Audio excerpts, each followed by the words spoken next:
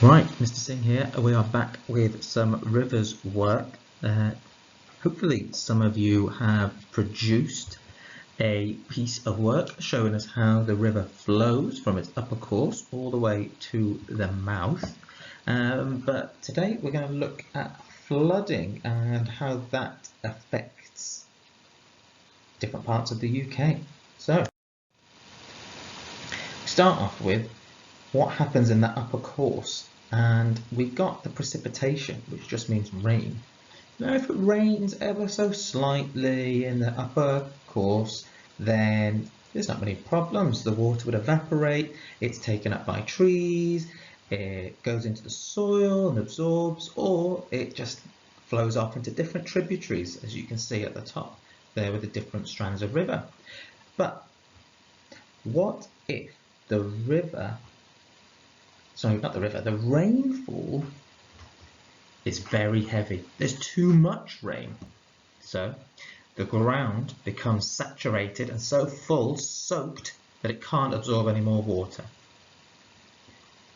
And what ends up happening is that the water moves down into the middle course and we see some flooding. Now, there's also something called lag time. Now, some of you will know what lag is if you're playing a game and it slows down.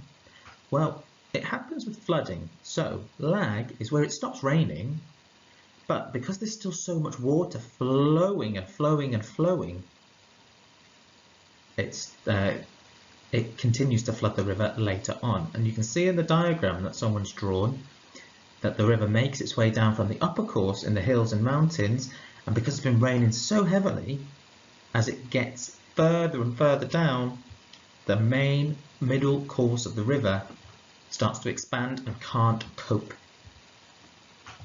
So we remember the sides of the rivers are called the banks. Now, if it rains far too much, the river begins to flood, and we have something called overbank flow, and you can see the arrow there.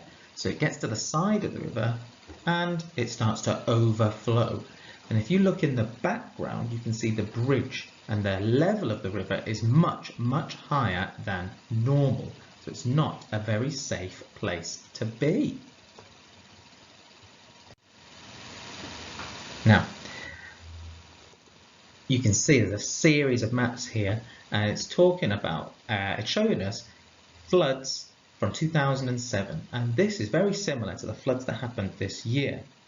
Now we're talking about the River Severn and in a place called Tewkesbury.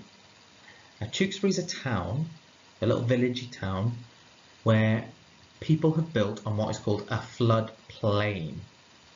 So people built houses on flood plains because they could grow loads and loads and loads of crops, and it was really, really good. And because you were so close to the river, it was easy to transport those goods up and down the country.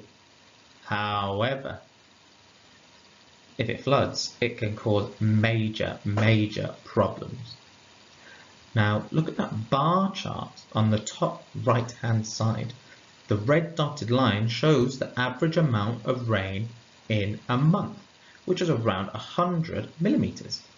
But in June 2007 and July 2007, there was over 200, which is more than double. And look at the map of Britain on the left. The blue counties are the ones that have been flooded. Here you can see another map of that 2007, which I imagine is very similar to 2019, 2020, where there's been so much rain that the river didn't know what to do, and it caused lots of flooding. Now, here's Tewkesbury in 2007, and the Abbey is the church in the middle. And you can see the whole town has been flooded because it's built on that flood plain, and the middle part of the course has overflowed and saturated. So, Tewkesbury, 13 people died, and it was some of the worst flooding ever recorded in Britain. And following a very dry April, double the average rain fell between May and July. 140 millimetres of rain fell in just 14 hours, which is the same as 2 months worth of rain. Tewkesbury is completely cut off because you can see it's been circled by the flood water.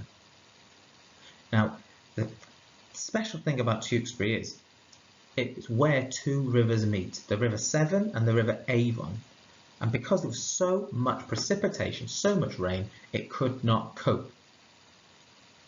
And in Tewkesbury alone, 1,800 homes were flooded.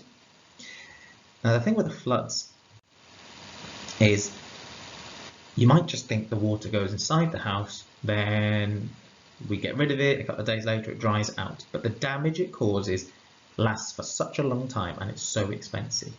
And you can see, there's a picture of Tewkesbury on the left, nice village town, but then on the right, look at it, it's covered in water, the levels are high, you can't do anything. So people's houses are destroyed and businesses as well. See some more flooded businesses here.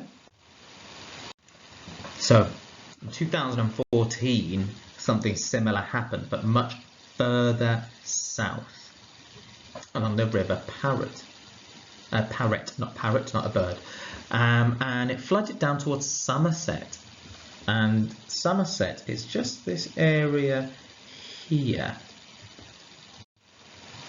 Now you can see all of this farmland, the floodplains, completely covered, and it cost farmers £100 million, £100 million in lost business, and 8,000 homes were flooded and villages were destroyed.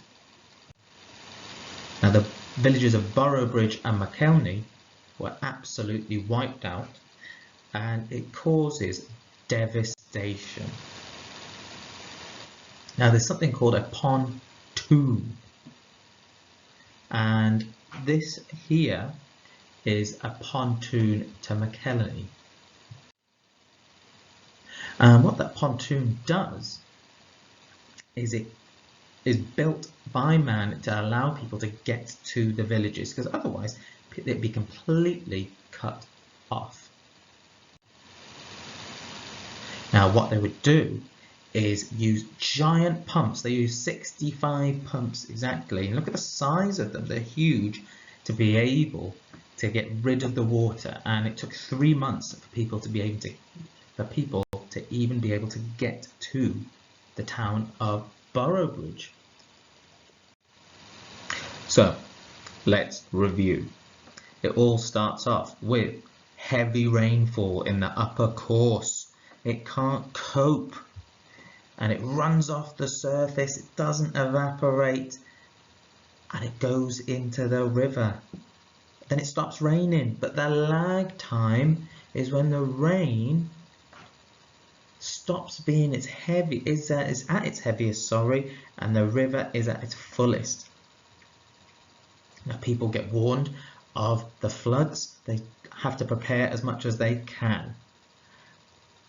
The water travels down to the middle course of the river. The bank fills up and eventually the overbank overflows. The water then moves into a floodplain, which can either be a field or, unfortunately, people's houses.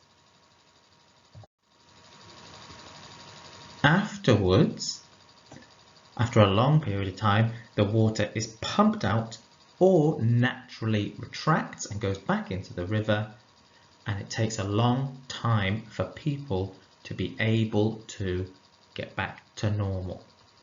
Now, you can see some children's work on the screen here, and this is what I want you to do.